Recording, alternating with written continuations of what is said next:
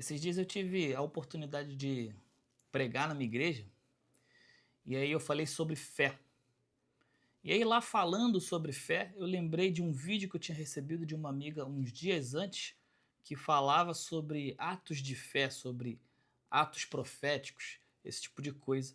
E esse vídeo colocava os atos proféticos como mandinga gospel. E aí então a pessoa no vídeo dizia que a gente não precisava daquilo, que para receber algo de Deus bastava que a gente orasse e Deus ouviria e a gente então receberia o milagre que a gente precisava. Os atos proféticos então eram uma coisa inútil. E nesse sentido eu acho que a gente precisa ter muito cuidado quando a gente fala de fé e de atos de fé, porque apesar de a fé ter princípios que precisam ser seguidos, a fé é pessoal. Eu tenho a minha fé e a minha maneira de exercer a minha fé e você tem a sua. E aí eu acho que quando a gente tenta criar assim, um padrão que não é estabelecido na Bíblia para alguma coisa, a gente está caindo num erro. E principalmente sobre fé, quando a gente tenta estabelecer uma maneira específica de manifestar e de viver a própria fé, a gente pode estar afastando pessoas de viver os milagres que elas precisam. Porque a Bíblia fala, sim, de fato, que se a gente orar, Deus ouve a nossa oração, mas a Bíblia também fala que a gente tem que entrar no quarto, fechar a porta e orar em secreto. Agora, a Bíblia também fala de clamor, e o clamor é uma coisa muito mais intensa do que uma oração simples. Então não existe uma maneira específica, existem princípios de fé, mas não uma maneira específica de orar ou uma maneira específica de manifestar a sua fé. Desde que você não fira princípios bíblicos, a sua fé é a sua fé. Quando a gente olha para a Bíblia, a gente vê uma passagem em que o povo judeu, o povo no deserto, foi atacado por serpentes. Aquelas serpentes estavam picando as pessoas e matando as pessoas.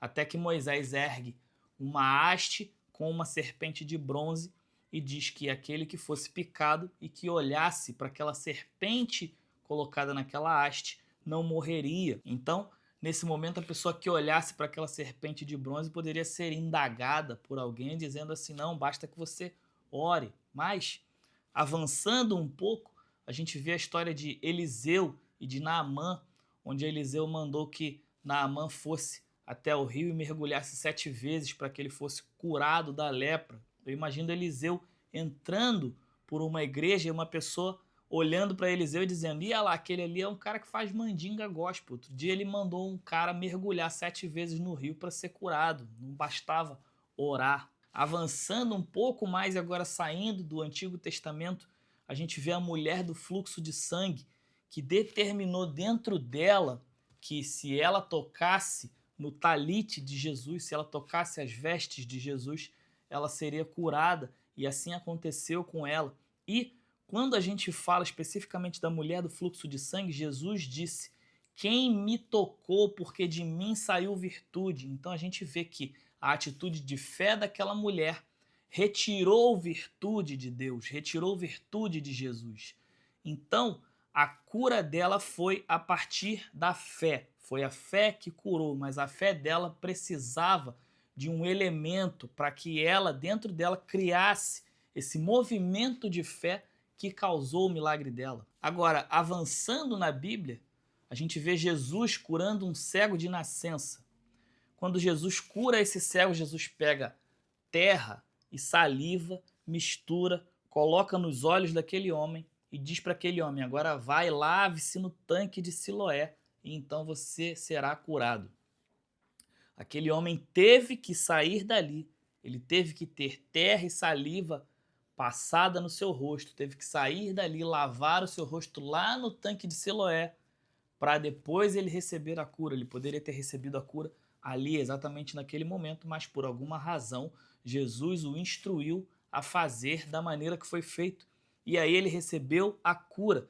E o que ele ouviu dos fariseus é que aquela cura não poderia ter acontecido, não poderia ser algo divino. Então aqui a gente vê que Eliseu seria posto talvez como um falso profeta, porque mandou que um homem mergulhasse 7 vezes no rio.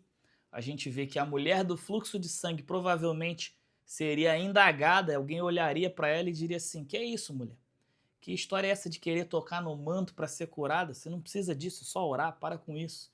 E agora a gente vê o próprio Jesus mandando um homem cego sair do lugar onde ele estava com terra e saliva no seu rosto e lavar o seu rosto num tanque que ficava distante daquele local onde ele estava. Tudo isso foram atos que precisaram ser feitos para manifestar o milagre de Deus na vida dessas pessoas. E aí a gente pode discutir, mas os atos proféticos que às vezes são feitos nas igrejas são feitos de maneira geral para todo mundo, sim, mas se um ato desse feito de maneira geral servir para movimentar a fé de algumas pessoas, para que elas então tenham a fé delas ativadas e possam receber aquilo que elas buscam em Deus, já valeu.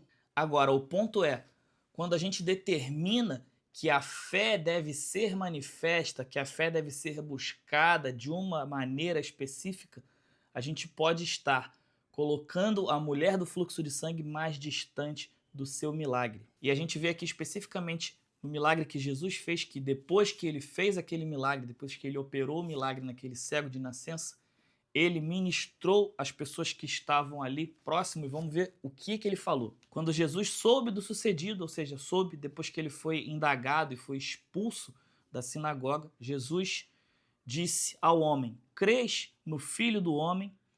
Quem é ele, Senhor, para que creia nele? Já ouviste, disse Jesus, é aquele que fala contigo. O homem disse: sim, Senhor, creio, e adorou. Jesus explicou: vim para julgar o mundo. Vim para dar vista aos cegos e para mostrar àqueles que julgam ver que, afinal, são eles os cegos, ou seja, os fariseus que estavam julgando aquilo que Jesus tinha feito é que eram os verdadeiros cegos. E aí, Jesus termina dizendo: se fossem realmente cegos, não teriam culpa, respondeu Jesus, mas a vossa culpa mantém-se, pois afirmam que podem ver. Ou seja, os fariseus se sentiram atingidos por aquela mensagem que Jesus pronunciou ali, dizendo que eles eram cegos, tentaram se opor àquilo, e Jesus mais uma vez reafirmou que cegos eram eles. Então, o que eu quero dizer com isso é que atos proféticos, desde que não firam princípios bíblicos, se eles servirem para fazer com que uma pessoa gere fé dentro dela para alcançar em Deus o milagre que ela precisa, não tem nenhum problema. O problema é quando a gente tenta institucionalizar uma coisa que é de caráter, de âmbito pessoal, e a gente pode estar provavelmente afastando pessoas de viverem os seus milagres porque estamos querendo balizar a fé das pessoas a partir da nossa maneira de viver a fé. Não balize a fé das pessoas a partir da sua fé.